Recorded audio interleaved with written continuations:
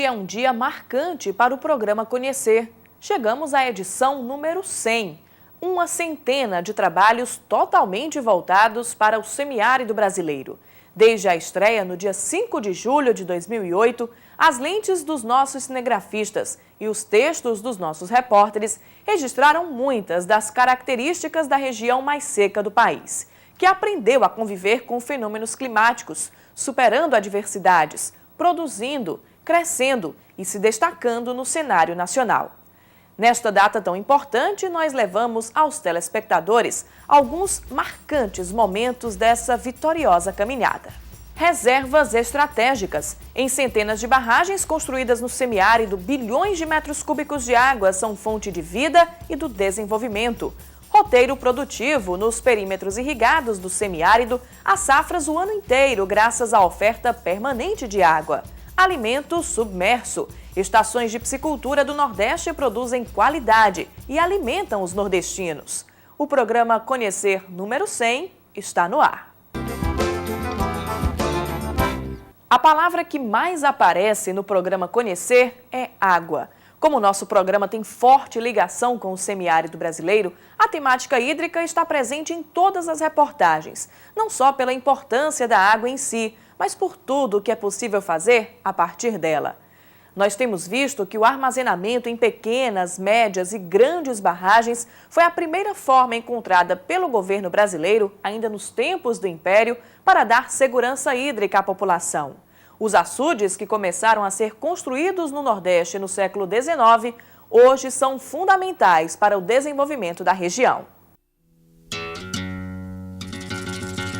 O passado deixou marcas trágicas no Nordeste brasileiro. Seca, sede, morte. As estiagens trouxeram sofrimento, mas também deixaram um forte alerta de que era preciso fazer algo para mudar. No auge da Grande Seca, no fim da década de 1870, o governo imperial resolveu agir. Estudos mostravam que criar reservas hídricas em anos de tempo bom ajudaria o Nordeste a não mais sofrer tanto em anos de seca. Assim foi feito. O programa Conhecer mostrou que no século XIX nascia o primeiro grande açude do país, no coração do sertão cearense. A cidade de Quixadá entrou para a história como marco da evolução hídrica nordestina. Já no Brasil republicano, o combate às estiagens ganhou reforço, quando em 1909 foi criado um órgão só para cuidar da problemática das secas no semiárido brasileiro. A então Inspetoria de Obras contra as Secas, depois Inspetoria Federal de Obras contra as Secas e hoje DENOX, esteve à frente das maiores obras hídricas no Nordeste e no Norte de Minas Gerais. E 100 anos depois da fundação, possui riquíssimo patrimônio. 326 grandes açudes em 10 estados do semiárido brasileiro, 25 bilhões de metros cúbicos de água, 622 reservatórios construídos em cooperação e mais centenas de pequenos açudes utilizados em programas alternativos. Alguns deles estão há mais de meio século em atividade, como o popularmente conhecido como açude Gargalheiras, no interior do Rio Grande do Norte. No cinquentenário, nossas lentes registraram a importância e a beleza do empreendimento. Para ser erguida, a barragem Marechal Dutra precisou pedir passagem à natureza. O açude corta um relevo exuberante, cercado por 4 serras: Abreu, Carnaubinha, Olho d'Água e Gargalheiras. Uma harmonia entre recursos naturais e concreto. O paredão da barragem tem 26,5 metros de altura, 180 de extensão. Uma estrutura gigante capaz de acumular 40 milhões de metros cúbicos de água, garantindo o abastecimento da população dos municípios de Acari e Currais Novos. A natureza chama a contemplação, atrai visitantes. E o programa Conhecer mostrou que, além de história, as barragens carregam consigo grandes potenciais turísticos. Foi o que encontramos no segundo maior açude do Ceará, essa imensidão de água chamada Oroz. Protegidos do sol escaldante do sertão cearense e com os equipamentos de segurança necessários, vamos fazer um passeio pelo Oroz para desbravar esse açude e conhecer as riquezas que ele guarda aqui dentro.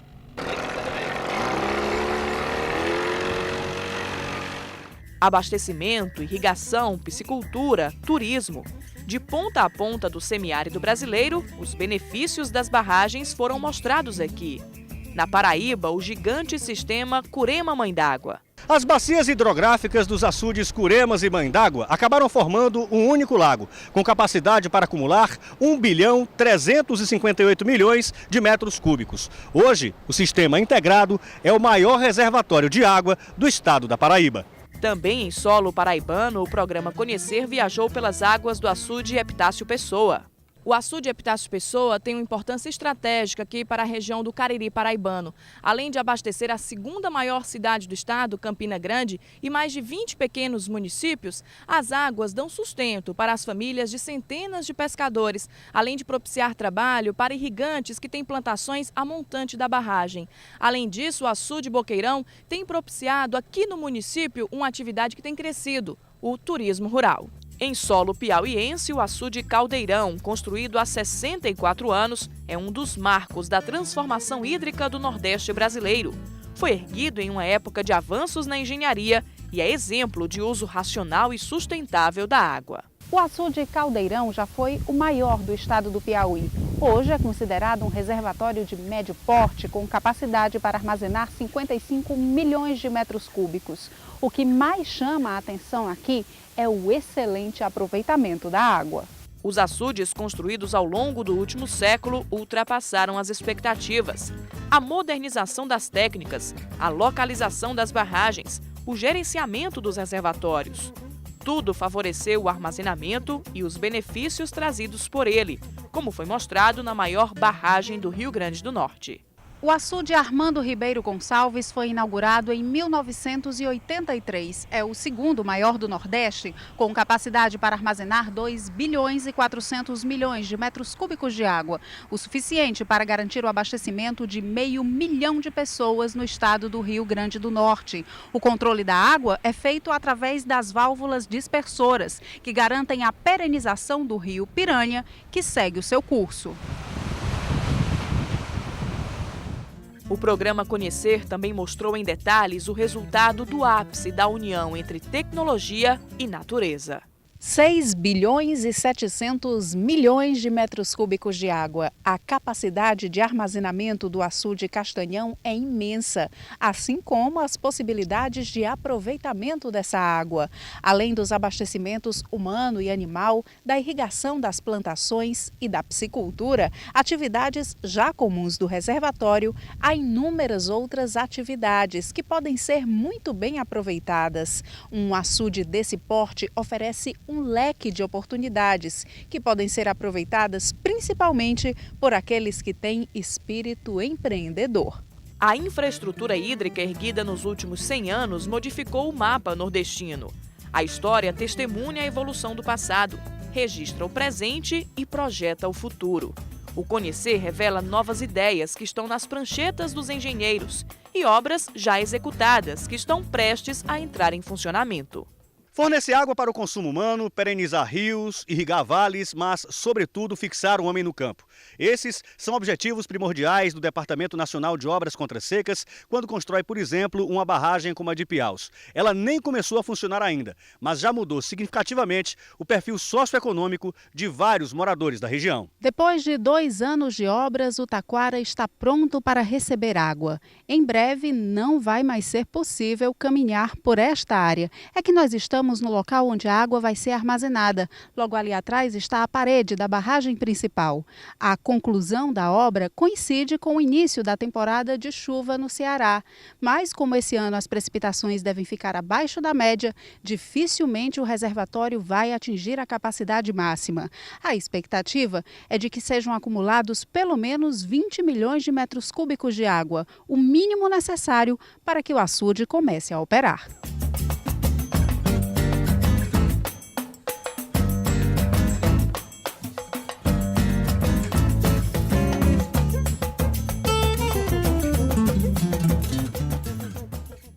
No próximo bloco, você vai rever o roteiro produtivo nos perímetros irrigados do semiárido. Safras o ano inteiro, graças à oferta permanente de água.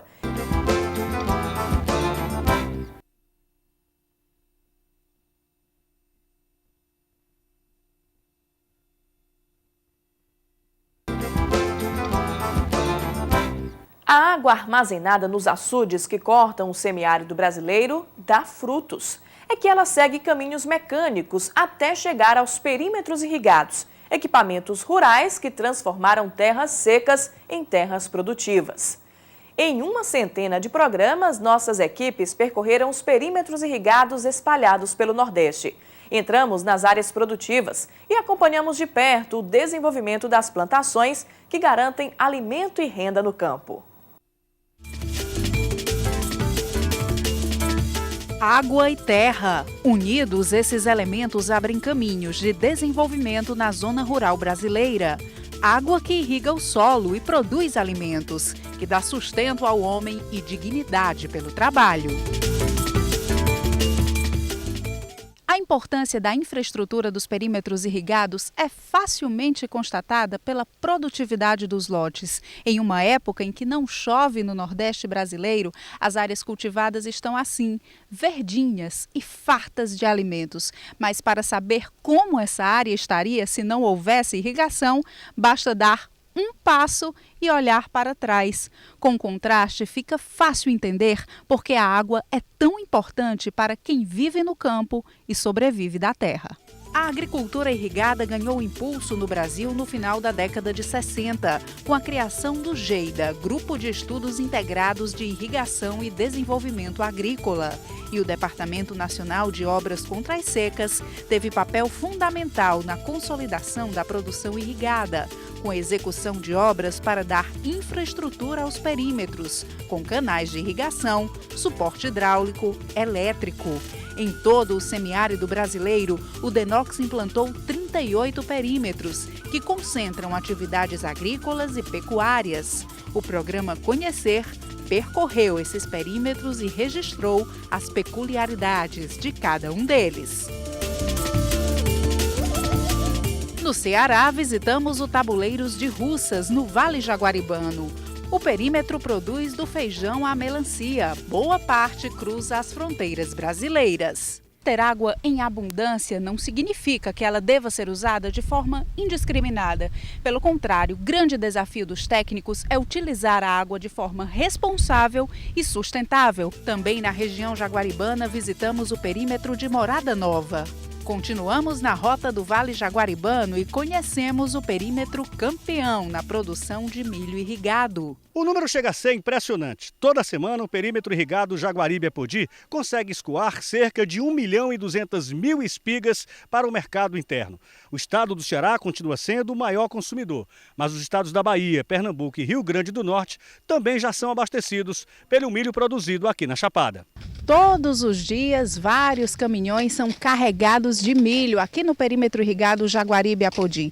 Esse aqui vai seguir viagem para São Luís, no Maranhão, levando aproximadamente 30.000 espigas. A colheita já foi encerrada, começou às 5 da manhã. Agora os produtores estão carregando o caminhão. São 9h30. Até às 11 horas, o caminhão vai estar pronto para seguir viagem.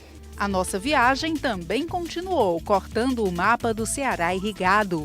O programa Conhecer conferiu as inovações no perímetro Araras Norte. Lá, os irrigantes decidiram plantar uma fruta popular, mas de difícil cultivo no semiárido, a uva.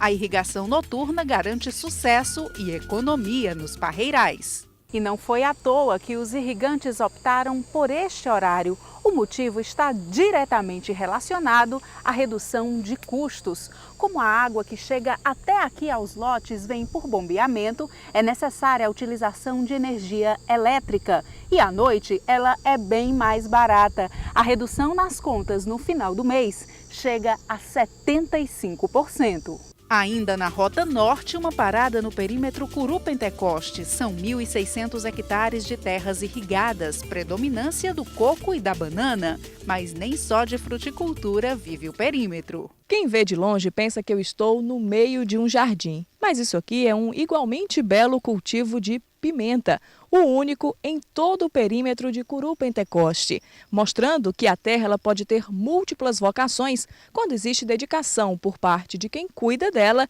e quando se trata de um projeto de irrigação, água na medida certa. Do norte para o sul, no perímetro irrigado Atalho, mostramos a mudança de vida dos agricultores que conseguem produzir feijão o ano inteiro. O seu José Filintro é veterano na produção de feijão aqui no sítio Atalho. Seu José, já são aí quantos anos nessa lida? Está com dentro de 25 anos, né? Muita experiência. Experiência. Agora, como é que o senhor se sente hoje aqui vendo a safra sendo já colocada para o comércio? É felicidade pura, né? É, felicidade pura mesmo, pura, no momento mesmo, pura, porque antes não era assim. Sempre tudo era mais difícil. Na Rota do Feijão, seguimos para o estado vizinho, Rio Grande do Norte. Na agricultura familiar, o feijão é um dos principais investimentos dos produtores, marcando posição no agronegócio e ainda garantindo subsistência. Aqui nós temos um exemplo disso tudo. Estamos no perímetro irrigado Pau dos Ferros, no Alto Oeste Potiguar. O projeto viu no feijão a melhor forma de fazer a terra produzir. Hoje, praticamente todos os irrigantes destinam os lotes ao cultivo da leguminosa. Do Rio Grande do Norte para Paraíba, aqui é produzido o melhor coco do Brasil. Os coqueirais estão presentes em mais de 1.000 hectares do perímetro. São quase 15.000 toneladas por ano. São os paraibanos os primeiros a usufruir da qualidade do coco mais famoso do Brasil. Aqui na orla de João Pessoa, a fruta desfila pelo calçadão como se fizesse parte da paisagem. Chegamos a Pernambuco. Aqui o milho segue a rota campo-consumidor. Depois da colheita, o milho que sai deste lote, aqui no perímetro irrigado no município de Ibimirim, vai percorrer mais de 300 quilômetros de estradas pernambucanas para chegar até o consumidor final em Recife. Este carregamento de 18.000 espigas é resultado do trabalho do agricultor familiar e da fartura produtiva do sertão de Moxotó. No Piauí, visitamos o Tabuleiros Litorâneos, no município de Parnaíba, no norte do estado. A agricultura orgânica ocupa 40% da área cultivada e representa 50% da produção bruta do perímetro. O destaque é a acerola. São, em média, 130 toneladas da fruta por mês. Tudo o que é plantado é vendido antes mesmo de sair do pé. Ainda no Piauí, uma paradinha para conhecer um dos menores municípios do Brasil. Ele fica no sul do estado e é famoso pelo pequeno número de habitantes, que o torna um lugar marcado pela tranquilidade. Mas Alvorada do Gurgueia também tem outro atrativo, além do sossego: a produção irrigada. Nessa troca da produção de grãos pela produção de sementes, os pequenos produtores do perímetro irrigado de Gurgueia tiveram o plantio do feijão calpi muito mais valorizado. Hoje as sementes são vendidas dos pequenos produtores para a associação ao preço de R$ 150 a saca. No Maranhão, conhecemos o perímetro Tabuleiros de São Bernardo. Numa das regiões mais áridas do Brasil, agricultores trabalham para viabilizar a produção de frutas e grãos. O estado do Piauí tem 66 quilômetros de litoral. 61 ficam aqui no município de Luiz Correia, vizinho a Parnaíba. São 7 praias que atraem turistas do mundo inteiro por suas riquezas e belezas naturais. Outro perímetro irrigado de sucesso implantado pelo Denox é o Brumado, no município de Livramento de Nossa Senhora, no interior da Bahia.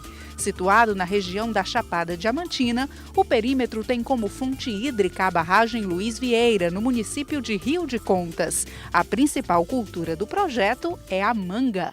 O perímetro do Brumado tem uma área de quase 4.600 hectares, 80% dela irrigada e ocupada por agricultores familiares, que são maioria 549, além de agrônomos e de microempresários. Como em outros perímetros, os irrigantes destinam os investimentos à fruticultura e a lavouras temporárias, mas este projeto tem diferenciais. E não para por aí. O mapa da agricultura irrigada nordestina é extenso.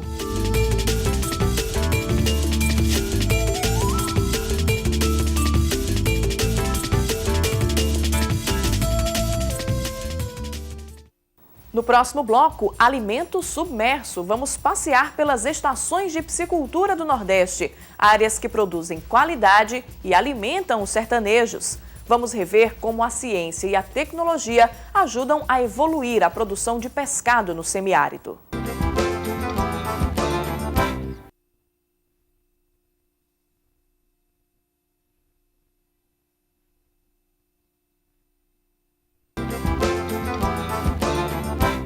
A piscicultura é uma das atividades rurais mais promissoras do semiárido brasileiro. A capacidade de produção é crescente, assim como o envolvimento das comunidades pesqueiras. Parte desse potencial se deve ao intenso trabalho de pesquisas, liderado pelo Departamento Nacional de Obras contra as Secas ao longo dos últimos 100 anos, somado à infraestrutura hídrica que garante água para o desenvolvimento de projetos de criação de peixes em cativeiro. O programa Conhecer sempre deu destaque à evolução da piscicultura no semiárido. As estações espalhadas pelos estados concentram qualidade, produtividade e tecnologia. Nós visitamos várias áreas produtivas e registramos a multiplicação de peixes nos açudes do Nordeste hídrico. Pentecoste, norte cearense. Aqui fica o Centro de Pesquisa em Aquicultura Rodolfo Fonhering, pai da piscicultura. O equipamento, inaugurado em 1985, é hoje um dos mais importantes centros de estudos especializados do Nordeste. O programa Conhecer contou passo a passo essa história.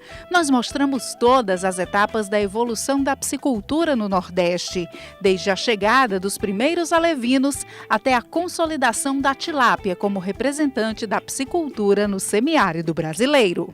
A tecnologia que veio da Tailândia trouxe aqui para o Ceará fartura de peixes. É possível produzir em um só dia 100 mil larvas de tilápia, o que garante peixe para o abastecimento humano, para as pesquisas e para o povoamento de açudes, rios e lagoas. A capacidade produtiva é impressionante. Se todos os reservatórios cearenses precisarem de peixe ao mesmo tempo, há como atender à demanda. O programa Conhecer também mostrou o empreendedorismo dos nossos pesquisadores e piscicultores. Eles estão vencendo um grande desafio, o de povoar os reservatórios nordestinos com o maior peixes de escama de água doce do mundo, o pirarucu. A Estação de Piscicultura Pedro de Azevedo, no distrito de Lima Campos, foi a primeira no mundo a estudar a biologia do pirarucu em cativeiro. As pesquisas científicas, que começaram em 1949, deram subsídio para pesquisadores viabilizarem o cultivo da espécie. Os novos estudos de manejo e as adaptações são promissoras, mas nós constatamos que o trabalho desenvolvido já rendeu muitos frutos, que se multiplicaram pelo Nordeste. 11 estações de piscicultura foram criadas em vários estados. No Piauí, constatamos o alcance de distribuição da estação de Piripiri. Depois de concluído o ciclo reprodutivo, começa uma nova etapa, a de distribuição. Os alevinos produzidos aqui na Estação de Piscicultura Ademar Braga são destinados a açudes, tanques e viveiros em todo o Piauí e em parte do Maranhão. É feita uma programação anual de povoamento e repovoamento de reservatórios públicos e de venda para produtores que encontraram na piscicultura uma fonte segura de renda. No Rio Grande do Norte, uma surpresa nas nossas andanças. A vocação para a piscicultura é destaque na terra da carne de sol, Caicó. Céu claro, sol de rachar, como dizem os sertanejos. Clima ideal para a piscicultura. A temperatura média de 30 graus se mantém constante na maior parte do ano aqui na região do Siridó. Ideal para o desenvolvimento da atividade, já que os peixes não se reproduzem bem em climas frios. Na Bahia, mostramos que a reprodução artificial na estação de Itiúba ganha uma mãozinha da natureza. Outro processo de reprodução bastante utilizado na estação de piscicultura é a reprodução natural, na qual os técnicos do DENOX fazem um acasalamento de várias espécies de peixe, principalmente tilápias. Um processo que, apesar de ser natural, também emprega a tecnologia.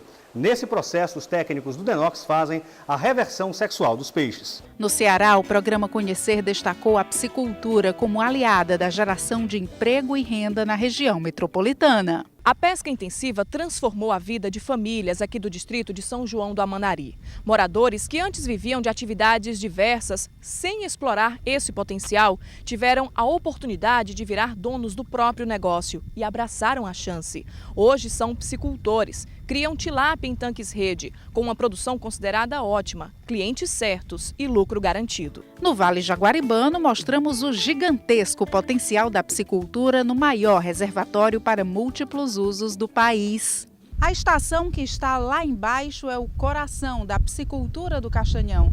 É lá que os técnicos produzem natural e artificialmente os alevinos que vão ultrapassar esse paredão de concreto de 7 quilômetros de extensão por 64 metros de altura, até chegar a este outro lado, ao reservatório, onde vão percorrer mais 48 quilômetros povoando a bacia hidráulica do Castanhão.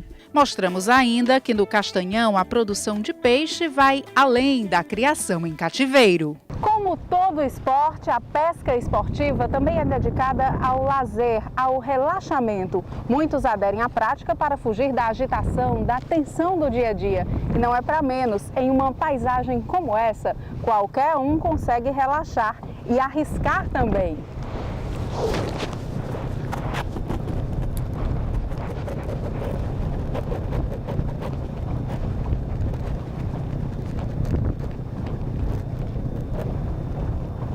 Peixe não veio não, mas valeu aí a experiência.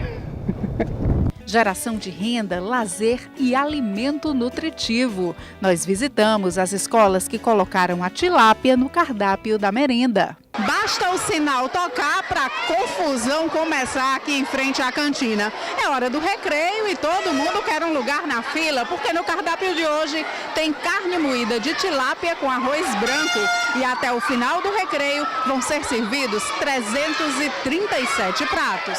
Do peixe para o camarão. O programa Conhecer também mostrou o potencial das pesquisas, produção e povoamento dos reservatórios nordestinos com o crustáceo. O objetivo dos pesquisadores começa a ser concretizado nesta etapa que acontece nos mananciais. Depois de todo um processo realizado no laboratório, os camarões, já em fase de pós-larva, são lançados nos reservatórios, onde vão seguir o seu próprio caminho de desenvolvimento. A partir daqui, a mão do homem sai de cena e a natureza se encarrega de multiplicar o plantel, que vai voltar para as comunidades em forma de alimento rico em proteína.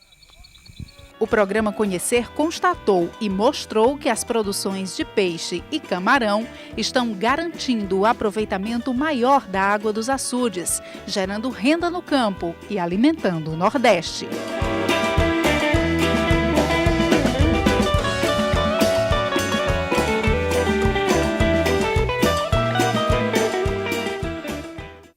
O programa Conhecer termina aqui. Se você quiser se comunicar com nossa equipe, mande uma mensagem para o endereço eletrônico conhecer@tvdiario.tv.br. Um bom dia a todos!